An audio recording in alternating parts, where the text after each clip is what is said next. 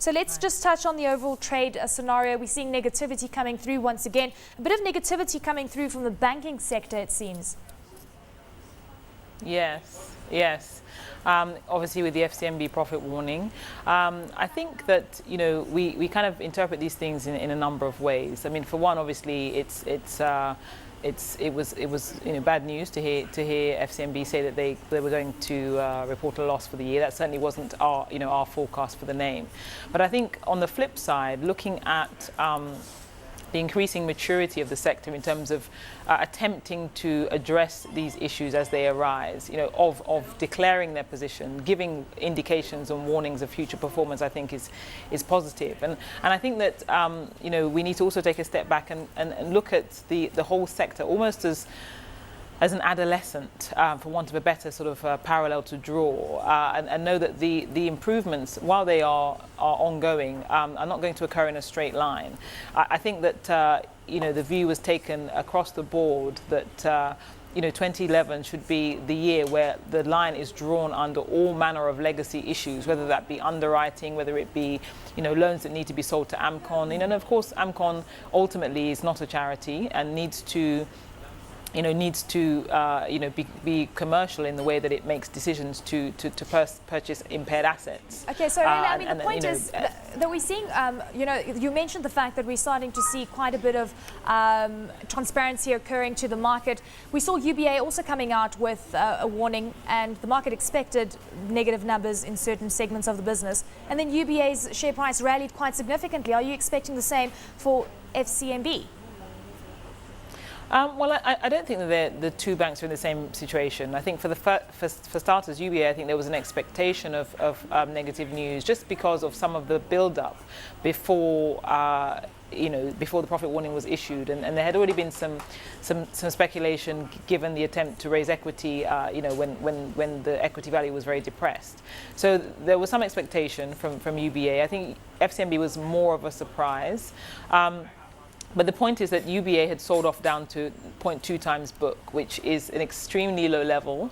And, people will look at that as, no matter what happens, even if you imagine your worst case scenario, 0.2 times book for a bank that is still, a very sizable player in this market is probably oversold. And I think that, that's what, enabled the sort of recovery somewhat of the UBA stock. But over the medium term, I think it will be down to consistent delivery of numbers to sustain an upward trend.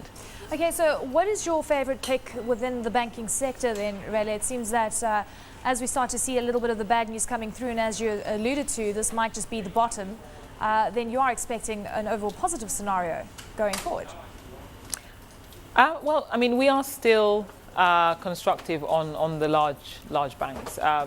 Essentially, First Bank, Zenith Bank, and GT are still our preferred names at this point. Zenith Bank's numbers were a disappointment to us at the sort of bottom line, but the operating performance was, showed strength, and loan growth also showed some strength.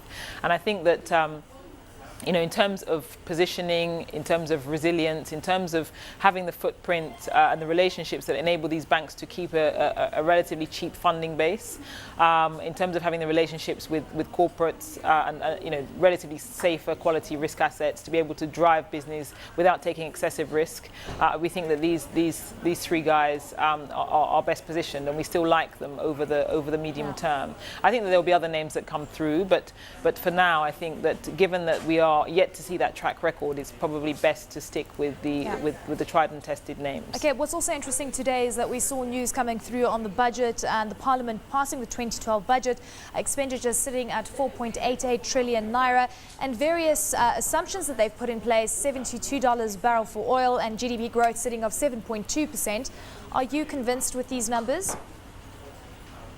Well, again, I think that there are some key things to note from one, passing the budget this early, and also arriving at $72 a barrel as a reference price for oil. I think is not a bad scenario to end up with. The proposal obviously had been 70. There's been discussions for significantly higher numbers, and so 72 I think is something that we can be reasonably comfortable with. And I think it just feeds into an overall thrust that is that is moving in the right direction, even though it is not necessarily a road that is without bumps. So I think that the pressure to see greater fiscal discipline over the medium term will come as there is a demand for greater government accountability.